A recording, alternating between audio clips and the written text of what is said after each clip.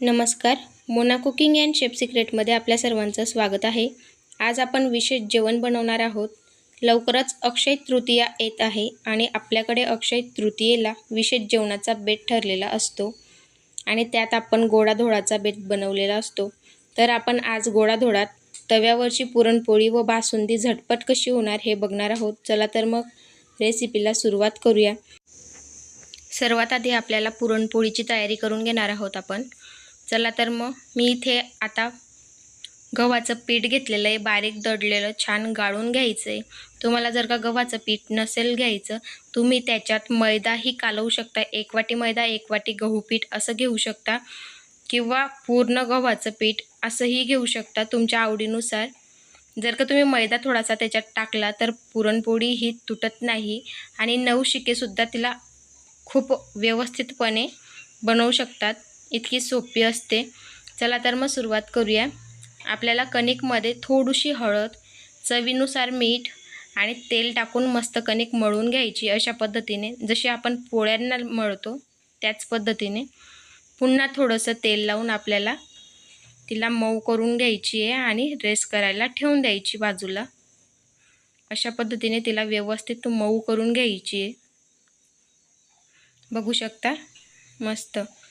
तिला झाकून द्यायची आहे. तुमच्याकडे कॉटनचा कापड असेल त्याला ओला करून त्याच्यावर टाकली तरीही काही हरकत नाही.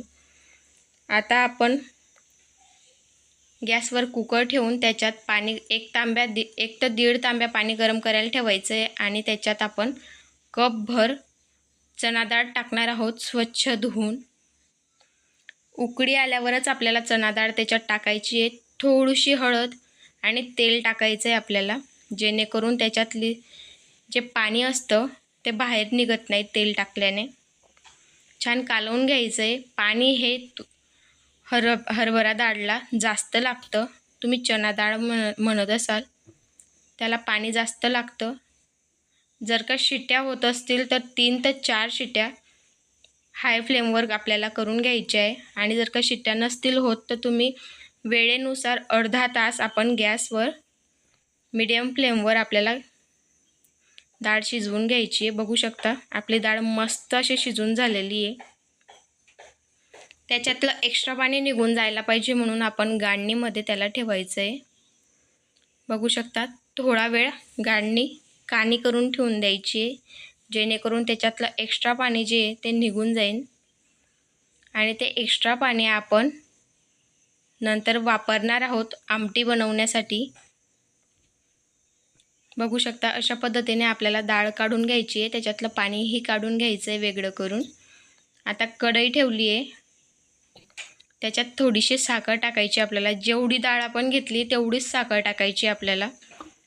तुमची जर का 1 वाटी डाळ असली तर 1 वाटी डाळला 1 वाटी साखरच टाकायची आहे. थोडीफार कमी जास्त होऊ शकते पण हे प्रमाण अचूक आहे.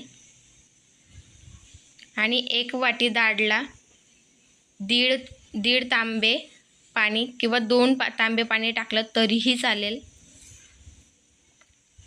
मीडियम फ्लेमवर आपल्याला डाळ साखर एकत्र करून घ्यायचं आहे. साखरेचं पाणी सुटतं ते पुन्हा ॲब्झॉर्ब करून घेईल तोपर्यंत आपल्याला ते शिजू द्यायचं आहे मीडियम फ्लेमवर. बघू शकता अशा पद्धतीने.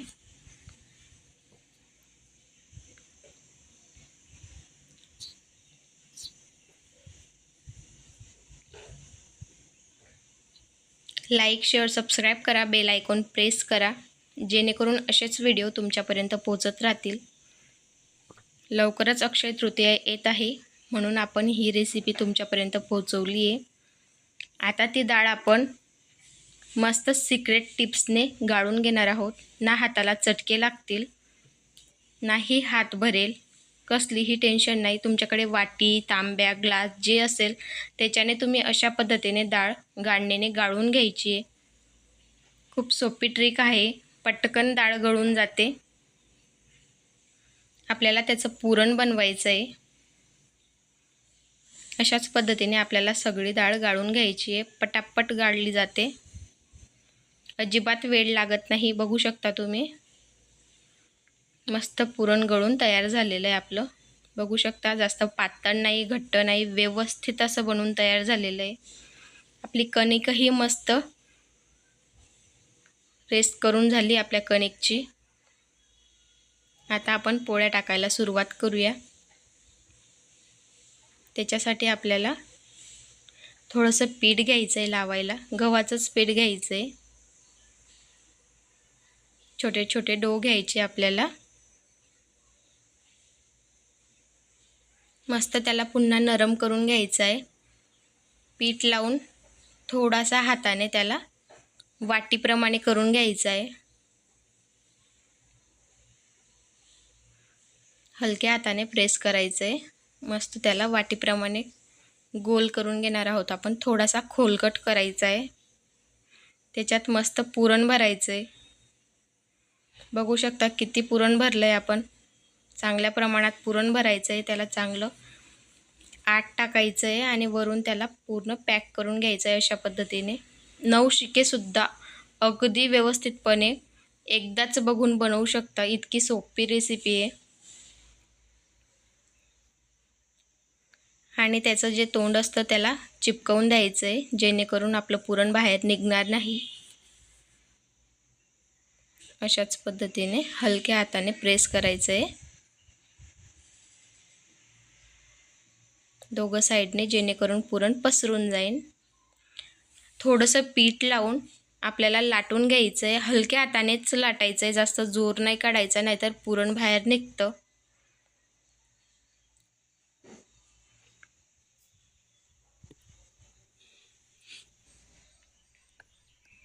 बघू शकता अशाच पद्धतीने आपल्याला हलक्या हाताने लाटून घ्यायची पुरणपोळी. पीठ लावल्यामुळे ती अजिबात खाली चिपकत नाही आहे. व्यवस्थित बघू शकता थोडंसुद्धा पुरण बाहेर निघत नाही आहे. आणि निघालं तर तुम्ही त्याच्यावर थोडंसं पीठ टाकून हलक्या हाताने प्रेस करून घ्यायचं आहे. लाटण्यानेच करायचं आहे. अजिबात घाबरायचं नाही आहे. जितकं घाबरलं तितकी पुरणपोळी आपली खराब होऊन जाते. बघू शकता मस्त लाटून झालेली आहे. जितकी छान लाटताना ती दिसते तेवढीच ती फुलून येते आणि खायलाही तितकीच छान लागते. बघू शकता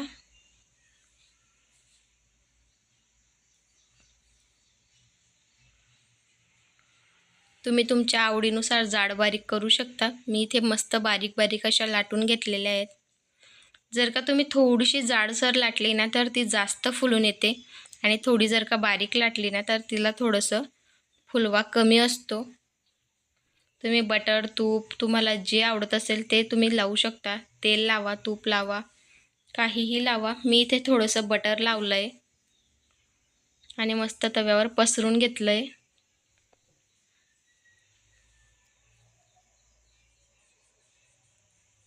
छानसं. आता आपण त्याच्यावर पुरणाची पोळी टाकू. मीडियम फ्लेम ठेवायची आहे, हाय फ्लेम ठेवायची नाही आहे, नाहीतर पोळी करपून जाईल.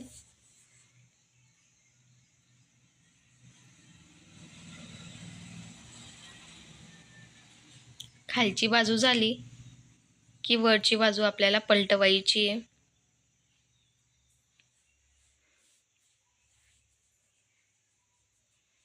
मी याला बटर लावलं आहे म्हणून ते थोडंसं दिसायला वेगळी दिसेल. पुढची पोळी आपण मस्त बघू शकता. थोडेसे वरती असे आपले असं वाटतंय की खालची साईड झाली आहे, तेव्हा आपण तिला पलटवायची आहे. घाई करायची नाही आहे अजिबात.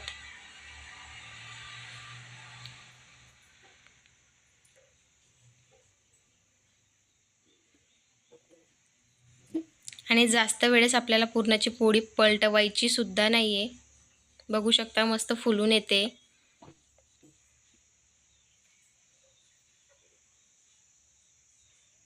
पूर्ण पोळी आत्ताच फुलून गेली आहे. तिला पूर्ण शेकलेली सुद्धा नाही आहे आपण अजून. पूर्ण एक एक पोळ मोकळे होऊन जातात तिचे, जर का तुम्ही पूर्ण टिप्स फॉलो केल्यात तर. आणि व्हिडिओ शेवटपर्यंत बघा, जेणेकरून तुम्हाला समजेल की काय काय कसं कसं करावं लागतं. मी बटर लावल्यामुळे ती थोडीशी तिच्यात उलटणी गेली. तुम्ही सावधानीने तिला व्यवस्थित परतवायची आहे।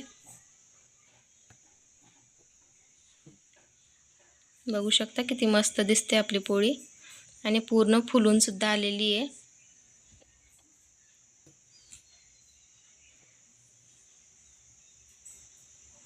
अशाच पद्धतीने आपल्याला सगळ्या पोळ्या बनवून घ्यायच्या आहेत।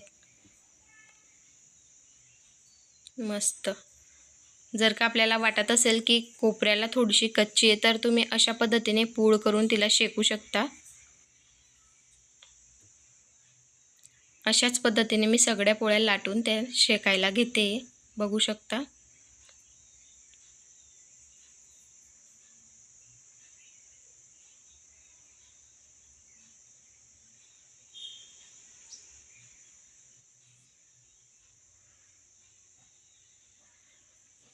मीडियमच फ्लेम ठेवायची। थोडा वेळ जरी लागत असला तरी सुद्धा मीडियम फ्लेम ठेवायची आहे।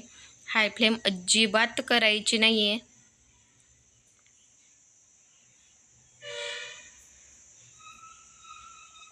आता आपण त्याला तूप लावणार आहोत। आधी आपण बटर लावलं। तुम्ही तूप आधी विरघळून घेतलं तरी चालेल, नाही विरघळलं तरी ते पोळीवर विरघळतंच। आणि त्याला उलटणीने सगळं एकत्र करून घ्यायचं आहे, मस्त पसरून घ्यायचं आहे। बघू शकता।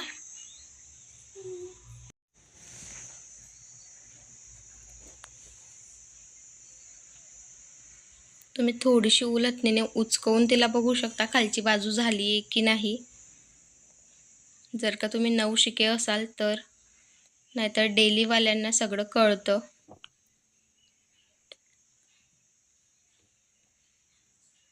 बघू शकता खालून मस्त झालेली आहे। आता आपण तिला पलटून घेणार आहोत आणि खालच्या बाजूलाही मस्त तूप किंवा बटर जे असेल ते लावून घेणार आहोत। त्यालाही मस्त पसरून घेणार आहोत आपण। मस्त ही पुरणपोळी आपली मस्त फुलून आलेली आहे। बघू शकता। मस्त सुरेख असा रंग आलेला आहे। आपण त्याच्यात थोडीशी पिंचभर हळद टाकली म्हणून।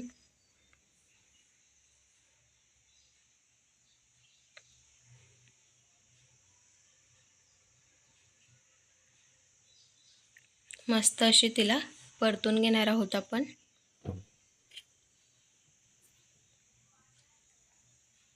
बघू शकता। जितकी दिसायला छान दिसते ना, तेवढीच खायलाही भन्नाट चवीची अशी लागते। अजिबात आपली पुरणपोळी खराब होत नाही। आता आपण सगळ्या पुरणपोळ्याला तशाच पद्धतीने लाटून घेणार आहोत। आता आपण बासुंदीला सुरुवात करूया। बासुंदी बनवण्यासाठी आपल्याला कढई तापवायला ठेवायची आहे।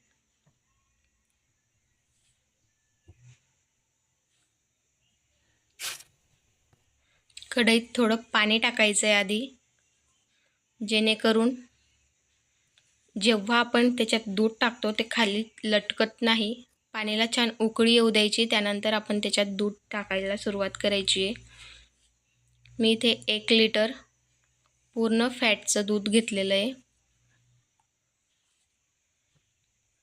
तुम्ही तुमच्या आवडीनुसार कुठलंही दूध घेऊ शकता।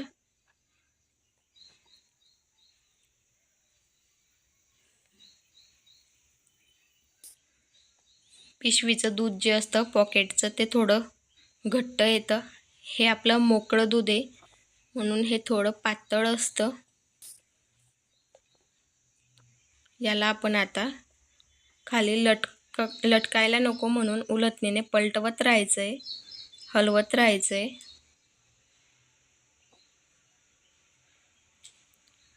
चमचा नाही घ्यायचा आहे परतवायला, आपण फक्त उलटणीच घेणार आहोत। 2-2 सेकंदांनी आपल्याला हलवत राहायचं आहे। तुम्हाला जर का वेळ असेल तर तुम्ही मीडियम फ्लेम करून थोडं वेळाने हलवलं तरी काही हरकत नाही, पण जर का आपल्याला वेळ कमी असेल हाय फ्लेम करायची आणि पटापट हलवत राहायचं आहे, जेणेकरून पटापट दूध हे आपलं आटलं जातं। बघू शकता अर्धं झालेलं आहे आपलं दूध, निम्मं दूध आपलं आटून झालेलं आहे। बघू शकता मी हाय फ्लेमवर पटापट आटवून घेतलेलं आहे. आपल्याला अर्धा ताससुद्धा लागलेला नाही आहे पूर्ण दूध आटवायला किंवा पूर्ण बासुंदी बनवायला. अर्ध्या तासात सगळी बासुंदी तयार झालेली. आपला अर्धा तासाच्या आत गॅस बंद करून झाला आहे. बघू शकता अशा पद्धतीने आपल्याला मीडियम फ्लेम करायची आहे आणि त्याच्यावरच त्याला अधूनमधून हाय फ्लेम मीडियम फ्लेम इतकंच करायचं आहे आणि परतवत राहायचं आहे. 2-2 सेकंदांनी आपल्याला परतवत राहायचं आहे. बघू शकता अजिबात कढईला लटकलेलं नाही आहे. तुम्ही या स्टेजला केसरसुद्धा टाकू शकता कलर येण्यासाठी, जर का तुम्हाला आवडत असेल तर, किंवा स्किपही करू शकता. मस्त आपलं दूध आटवायला सुरुवात झाली आहे.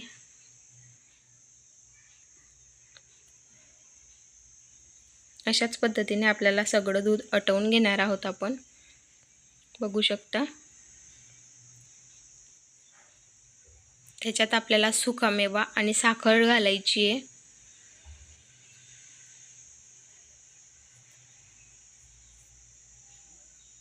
तुम्ही कमी जास्त आटवू तुमच्याप्रमाणे शकता. तुम्हाला जर का जास्त घट्ट आवडत असेल तर तुम्ही थोडं जास्त आटवा आणि जर का थोडंसं पातळ आवडत असेल तर थोडंसं नॉर्मल राहू द्या, कारण की ते थंड झाल्यावर अजून जास्त घट्ट होतं. ते गरम गरम जेवढं दिसतंय त्याच्यापेक्षा खूप जास्त पटीने ते थंड झाल्यावर घट्ट होऊन जातं. मी इथे 1 वाटी साखर नाही घातली, थोडीशी कमी घातली. बघू शकता अशा पद्धतीने मस्त साखर ही आटवू द्यायची आहे. साखर टाकल्यानंतर सुद्धा दूध थोडंसं पातळ होतं. पुन्हा त्याला आपल्याला घट्ट होऊ द्यायचं आहे. आणि सुकामेवा तुमच्या आवडीनुसार तुम्हाला जे जे आवडत असेल सुक्यामेव्यात ते तुम्ही त्याच्यात टाकू शकता. विलायची पूड टाकू शकता.